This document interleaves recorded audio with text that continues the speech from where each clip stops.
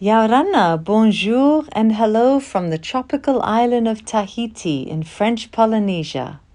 It's a pleasure for me to be your host for the second day of this blessed fast. Today's quality is devotion. On this theme, Baha'u'llah revealed this quotation: "Rejoice, ye dwellers of the realms above, for the fingers of him who is the Ancient of Days are ringing, in the name of the All-Glorious, the most great bell, in the midmost heart of the heavens. The hands of bounty have borne round the cup of everlasting life. Approach and quaff your fill. Drink with healthy relish, O ye that are the very incarnations of longing, ye who are the embodiments of vehement desire."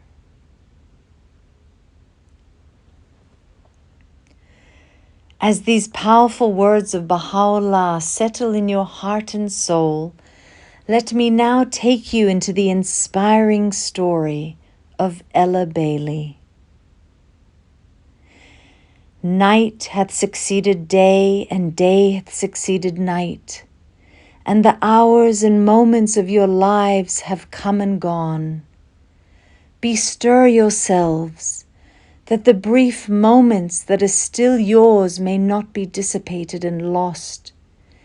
Even as the swiftness of lightning, your days shall pass, and your bodies shall be laid to rest beneath a canopy of dust. What can ye then achieve? Baha'u'llah.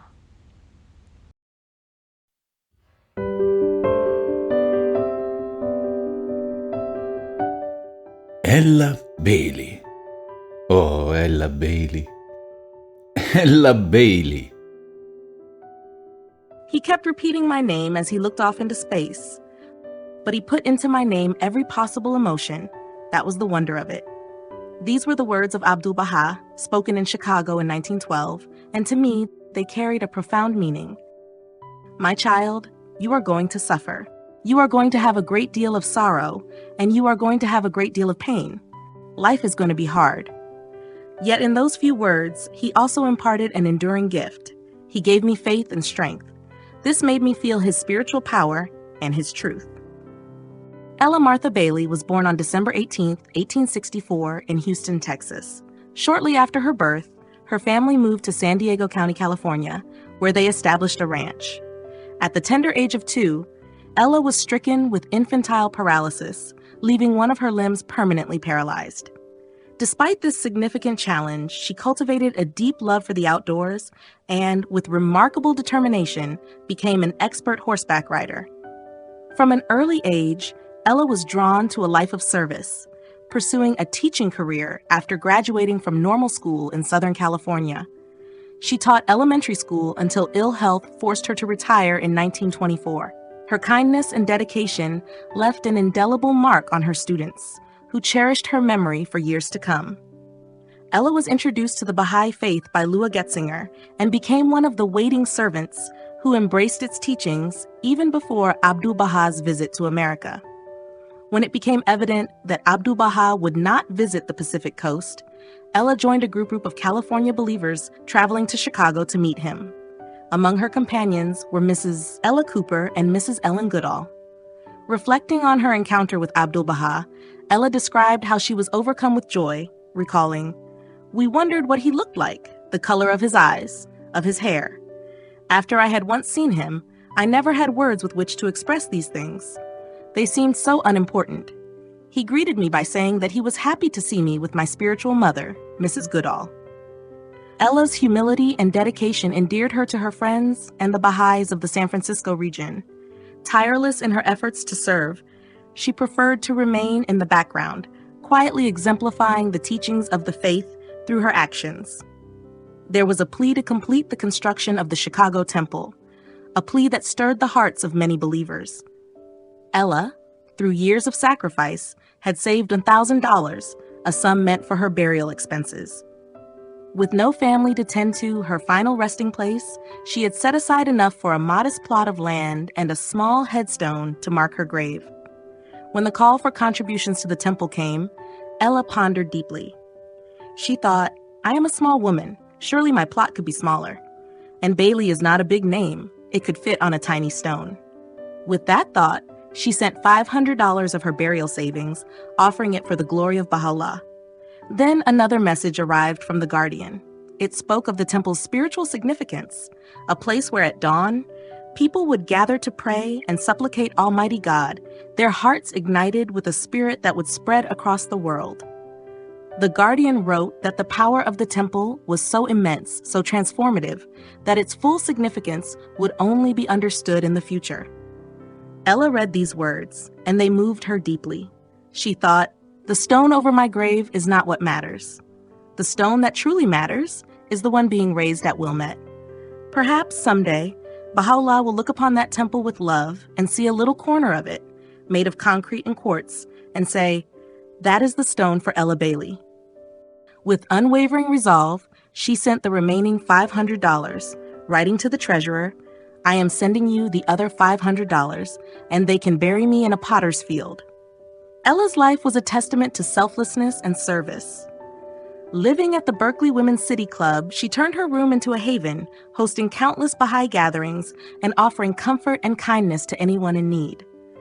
Her gentleness and generosity became the hallmark of her character, and her life was a luminous example of faith in action. In May 1953, at the age of 88, frail but resolute, Ella attended the dedication of the Baha'i House of Worship. Soon after, she heard the Guardian's call for pioneers. Ella knew this call was meant for her. She said, he is talking to me, and I'm gonna go. I've saved up enough again from my pension to get there. I can eat in Africa as I do in California. I can sit in a wheelchair in Africa as well as in California. If only I could find someone to take me. When Mr. and Mrs. Robert Gulick prepared to pioneer to Africa, they sought confirmation from Shoghi Effendi about Ella accompanying them. The Guardian responded with a simple but profound directive. Approve Bailey accompany you. With those words, Ella received her final mission. At 88, Ella traveled to Tripoli, defying all odds.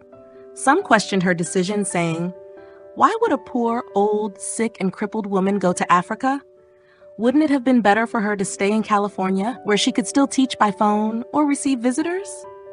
But Ella's heart was moved by the power of God's love.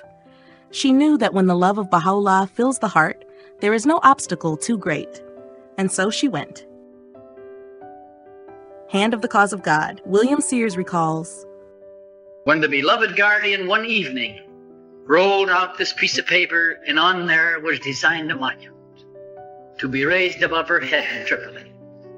He was supervising its construction, and he began to talk about Ella Bailey. The words of love and warmth and kindness that he showered on this little old lady were so great. You would have done anything in the world to have him talk about you for 10 seconds the way he talked about this woman. The beloved Guardian said, she never had time to teach a soul. She died there. But he said, by her going, that life will be an example that will teach for years to come. People who never ever thought of going pioneering will rise up and pioneer because of the name of Ella Bailey.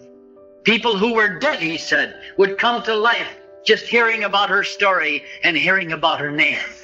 It will be an example of living and of love and of sacrifice, he said, that will last for years to come. And that is why, he said, I feel it such a blessing and a privilege to be able to supervise the monument that will be raised above her head in Tripoli. The woman who said, let them bury me in the potter's field. And this, my friends, fellow servants in the great faith of Baha'u'llah, this is the spirit of love and sacrifice that we must find in our hearts to whatever degree we can. Whatever we are today, we must be something different tonight.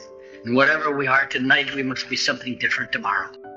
The days of your lives are come and gone, and the moments of your lives, Baha'u'llah said, soon are dissipated and lost. And all too soon we're laid to rest beneath a canopy of dust. What can we then achieve, and how can we atone for our past failure? Appreciate the days in which you live. They will come to you no more.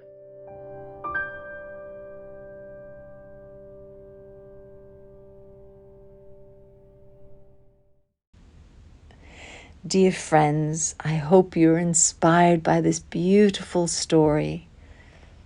It was a pleasure to be with you today. I hope you have a beautiful and very blessed second day of the fast.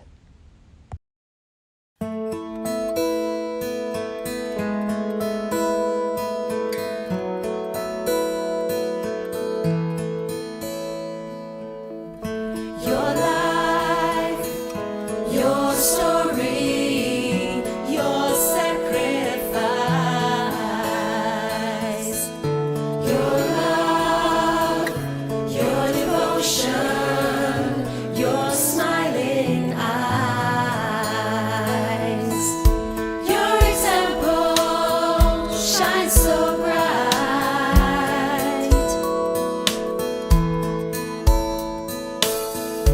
Your example is my guiding light.